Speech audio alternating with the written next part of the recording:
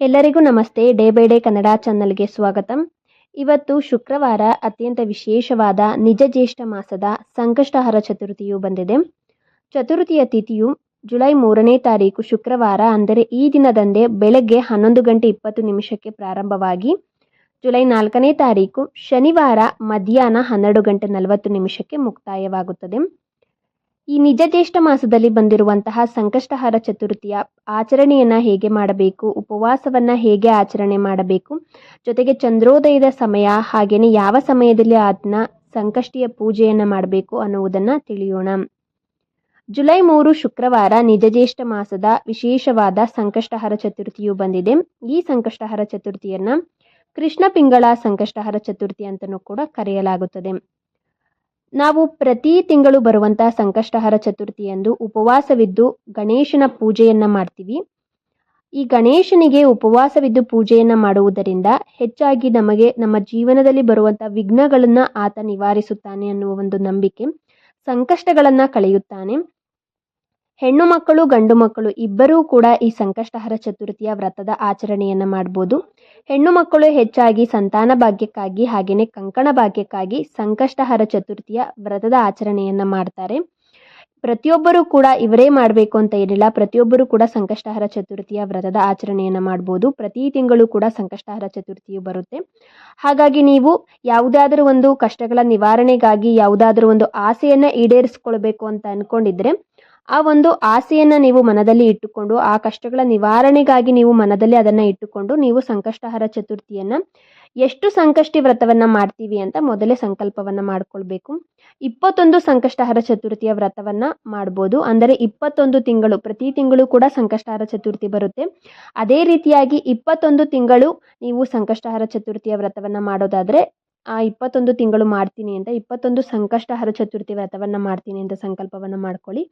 ಹಾಗೆಯೇ 11 ಸಂಕಷ್ಟಹರ ಚತುರ್ಥಿಯ ವ್ರತವನ್ನು ಮಾಡ್ಬೋದು. ಜೊತೆಗೆ 7 ಸಂಕಷ್ಟಹರ ಚತುರ್ಥಿಯ ವ್ರತವನ್ನು ಕೂಡ ನೀವು ಮಾಡ್ಬೋದು. ವ್ರತವನ್ನು ಕೈಗೊಂಡ್ರೆ ನೀವು ಕಡ್ಡಾಯವಾಗಿ ಉಪವಾಸವನ್ನು ಮಾಡಲೇಬೇಕು.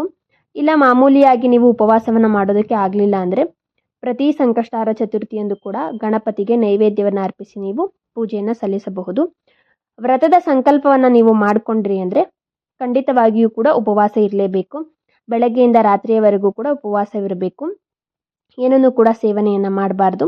ಆಗಲ್ಲ ಅಂತ ಅನ್ನುವವರು ಹಾಲು ಮತ್ತು ಹಣ್ಣುಗಳ ಸೇವನೆಯನ್ನು ಮಾಡ್ಬೋದು. ಇನ್ನು ಉಪವಾಸದ ವ್ರತವನ್ನು ಮಾಡೋದಿಲ್ಲ, ಆದರೆ ಸಂಕಷ್ಟಹರ ಚತುರ್ಥಿ ಪ್ರತಿ ಸಂಕಷ್ಟಿಯ ದಿನದಂದು ಕೂಡ ಗಣೇಶನಿಗೆ ಪೂಜೆಯನ್ನು ಮಾಡ್ತೀನಿ ಅಂತ ಅನ್ನುವವರು ಆ ದಿನ ಮಾಂಸಾಹಾರದ ಸೇವನೆಯನ್ನು ಮಾಡೋದಕ್ಕೆ ಹೋಗಬೇಡಿ. ಹೆಚ್ಚಾಗಿ ಈರುಳ್ಳಿ ಬೆಳ್ಳುಳ್ಳಿ ಹಾಕಿದಂಥ ಆಹಾರವನ್ನು ಕೂಡ ಸೇವನೆಯನ್ನು ಮಾಡಬಾರ್ದು. ಇನ್ನು ಉಪವಾಸ ಇರುವಂಥವರು ಬೇಯಿಸಿದ ಆಹಾರವನ್ನು ತಿನ್ನಬಾರ್ದು, ಈರುಳ್ಳಿ ಬೆಳ್ಳುಳ್ಳಿ ಹಾಕಿರುವಂಥದ್ದನ್ನು ತಿನ್ನಬಾರ್ದು, ಸೊಪ್ಪನ್ನು ಸೇವನೆಯನ್ನು ಮಾಡಬಾರ್ದು. ಹಾಗೆಯೇ ಬೇಳೆಕಾಳುಗಳು, ಉದ್ದಿನ ಬೇಳೆ, ಈ ಥರದ ಕಾಳುಗಳ ಸೇವನೆಯನ್ನು ಕೂಡ ಮಾಡಬಾರ್ದು. ಮಾಂಸಾಹಾರದ ಸೇವನೆಯನ್ನು ಮಾಡಬಾರ್ದು. ಹಾಗೆಯೇ ಅನ್ನವನ್ನು ಕೂಡ ಉಪವಾಸ ಇರುವಂಥವರು ಆ ದಿನ ಸೇವನೆಯನ್ನು ಮಾಡಬಾರ್ದು.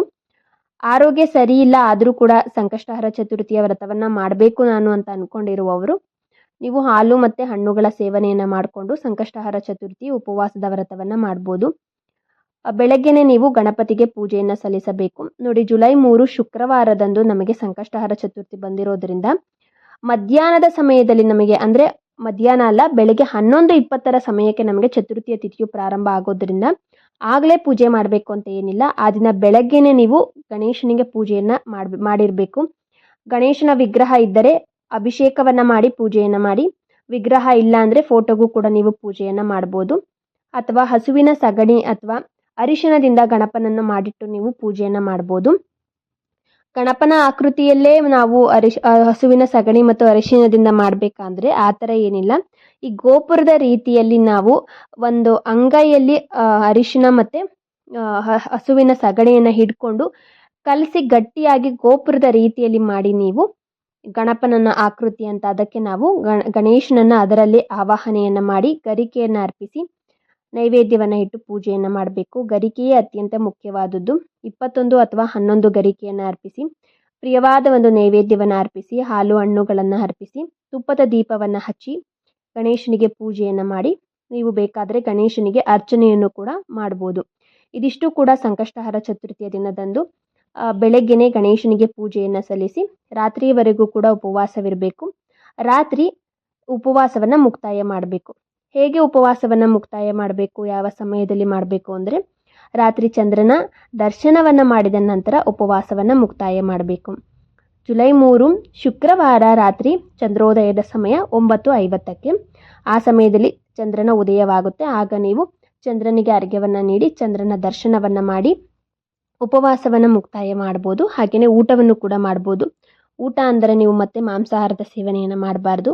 ಯಾವುದಾದರೂ ಒಂದು ಮಿತವಾದ ಜೀರ್ಣವಾಗುವಂತಹ, ಸರಳವಾಗಿ ಸುಲಭವಾಗಿ ಜೀರ್ಣವಾಗುವಂತಹ ಆಹಾರದ ಸೇವನೆಯನ್ನು ಮಾಡಬೇಕು. ಈರುಳ್ಳಿ ಬೆಳ್ಳುಳ್ಳಿಯನ್ನು ಕೂಡ ರಾತ್ರಿ ಸಮಯದಲ್ಲಿ ಸೇವನೆಯನ್ನು ಮಾಡಬಾರ್ದು. ಆ ದಿನ ಚಂದ್ರನ ದರ್ಶನವನ್ನು ಮಾಡಿದ ನಂತರನೇ ಉಪವಾಸವನ್ನು ಮುಕ್ತಾಯ ಮಾಡಬೇಕು.